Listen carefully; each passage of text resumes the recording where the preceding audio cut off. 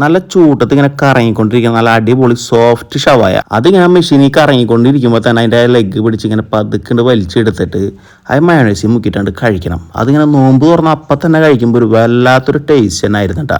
അപ്പം നമ്മളിന്ന് വന്നിട്ടുള്ളത് ഒരു ഇഫ്താർ കൂടാനാണ്. ഈ ഒരു കോമ്പോയിൽ ഈന്തപ്പഴം ഉണ്ട്, അൺലിമിറ്റഡ് ആയിട്ട് ജ്യൂസും ഉണ്ട്, അതിൻ്റെ കൂടെ സ്നാക്സ് ആയിട്ട് കട്ട്ലറ്റും അതുപോലെ തന്നെ സമൂസയുണ്ട്. ഞാൻ ഇപ്രാവശ്യം നോമ്പിന് ഫുഡ് കൺട്രോൾ ആയതുകൊണ്ട് ആ സമൂസയും കട്ട്ലറ്റ് എടുത്ത് നൈസായിട്ട് സേഫിൻ്റെ പ്ലേറ്റിലേക്ക് വെച്ച് കൊടുത്തു. എന്നിട്ട് പിന്നെ ബാക്കിയുള്ള കട്ട് ഫ്രൂട്ട്സ് ആയിട്ടുള്ള പൈനാപ്പിളും വാട്ടർമെലനും കഴിച്ച് നമ്മൾ അവിടെ ഇരുന്നു. കാരണം നമ്മുടെ മെയിൻ ആയിട്ട് അവിടെ കിച്ചണിൽ റെഡി ആയിക്കൊണ്ടിരിക്കുകയായിരുന്നേ. ഇവരുടെ ഇഫ്താർ കോമ്പോന്റെ റേറ്റ് എങ്ങനെ പറയുന്നത് വെച്ചിട്ടുണ്ടെങ്കിൽ ഈന്തപ്പഴവും കട്ട് ഫ്രൂട്ട്സും സ്നാക്സും അൺലിമിറ്റഡ് ജ്യൂസും ക്വാർട്ടർ കുഴിമന്തി എണ്ണയിൽ 219 രൂപയും. ഇനിയിപ്പോ കുഴിമന്തിക്ക് പകരം ഒരു റുമാൽ റൊട്ടിയും ക്വാർട്ടർ അൽഫാം മന്തി എണ്ണയിൽ 239. ഇനിയിപ്പോ അതല്ല ഒരു റുമാൽ റൊട്ടിയും ക്വാർട്ടർ പെരി പെരി അൽഫാം മന്തി അതല്ലാന്നുണ്ടെങ്കിൽ ഹണി ചില്ലി അൽഫാം മന്തി ആണെന്നുണ്ടെങ്കിൽ 259. നമ്മൾ ഈ കഴിക്കുന്ന ഷവായ് മന്തി കോമ്പോ എണ്ണയിൽ 299 ആണ് ഇതിന്റെ വില വരുന്നത്. നോമ്പ് തുറന്ന അപ്പം തന്നെ ആ ചൂട് ഷവായ മസാല തേച്ച റൈസിന്റെ മുകളിൽ സെറ്റ് ചെയ്ത് ഇങ്ങനത്തെ ആ താല നമ്മുടെ മുന്നിൽ കൊണ്ടുവച്ചപ്പോൾ തന്നെ നമ്മുടെ കൺട്രോൾ അങ്ങോട്ട് പോയി. പിന്നെ ഒന്നും നോക്കില്ല, ഞാൻ എന്റെ ഫേവറേറ്റ് ആയിട്ടുള്ള ലെഗ് പീസ് എടുത്ത് ഇങ്ങനത്തെ നമ്മുടെ പ്ലേറ്റിലേക്ക് വെച്ച് സേഫ് വർഫാത്തും ജിമ്മിൽ പോകണോണ്ട് അവർക്ക് പ്രോട്ടീൻ വേണമെന്ന് പറഞ്ഞാൽ അവർക്ക് വേണ്ട ചെസ്റ്റ് പീസും പ്ലേറ്റിലാക്കി. എന്ത് ജിമ്മായിട്ട് എന്ത് കാര്യം, മയണൈസ് ഇല്ലാണ്ട് അവർക്ക് മന്തി ഇറങ്ങൂല. കുറച്ച് ടൊമാറ്റോ ചട്നിയും ആ മസാലയും കൂടി ചിക്കന്റെ മുകളിലാണ് തേമ്പി. പിന്നെ അവിടുത്തെ കുറച്ച് സ്പെഷ്യൽ സാലഡും പ്ലേറ്റിലിട്ട്. അപ്പോഴേക്കും നമ്മുടെ ബേബി ഫുഡ് പണി തുടങ്ങിയിട്ടുണ്ടായിരുന്നിട്ടാ. മൂപ്പര മസാലയോട് കൂടിയ ചിക്കന്റെ പീസും കുറച്ച് ചിക്കന്റെ സ്കിന്നും കൂടി ആ റൈസിൽ വെച്ച് ഇങ്ങനത്തെ സെറ്റ് ചെയ്ത് ഇങ്ങനത്തെ ഒരു പിടി എടുത്താണ്ട് കഴിച്ച്. നോമ്പ് പിടിച്ചുകൊണ്ട് തന്നെ മൂപ്പര അത്യാവശ്യം ടയർഡായിരുന്നെങ്കിലും ആ ചിക്കനൊക്കെ കണ്ടപ്പോൾ മൂപ്പര് ടയർഡൊക്കെ മാറിയിട്ടാ. ഓവർ സ്പൈസി അല്ലാതെ ചെറിയൊരു സ്വീറ്റ്നെസ്സും കുറച്ച് ടാങ്കി ഫ്ലേവറുള്ള മസാല ഷവായ മൂപ്പർക്ക് ശരിക്കാണ്ട് ഇഷ്ടമായി. ഞാൻ പിന്നെ നേരത്തെ പറഞ്ഞ പോലെ ഫുഡ് കൺട്രോൾ ആയതുകൊണ്ട് അധികം റൈസ് ഒന്നും എടുത്തില്ല. ഒരു 100 ഗ്രാം താഴെ മാത്രം റൈസും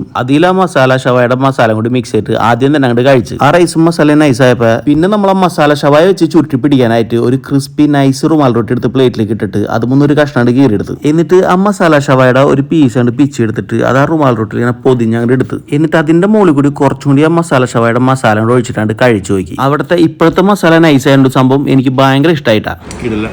ഇക്കൂബയിലത്തെ പുതിയ സാലഡ് ഉണ്ടാവും. വയലറ്റ് ക്യാബേജ്, പച്ചമാങ്ങ, പൈനാപ്പിൾ, പിന്നെ പാഷൻ ഫ്രൂട്ടിന്റെ സിറപ്പ് അതുകൊണ്ട് ചേർത്തിട്ട് കഴിച്ചു നോക്കിയിട്ട് ഇഷ്ടപ്പെട്ടപ്പോൾ 3ാമത്തെ പ്രാവശ്യം വഞ്ചി കഴിക്കണം.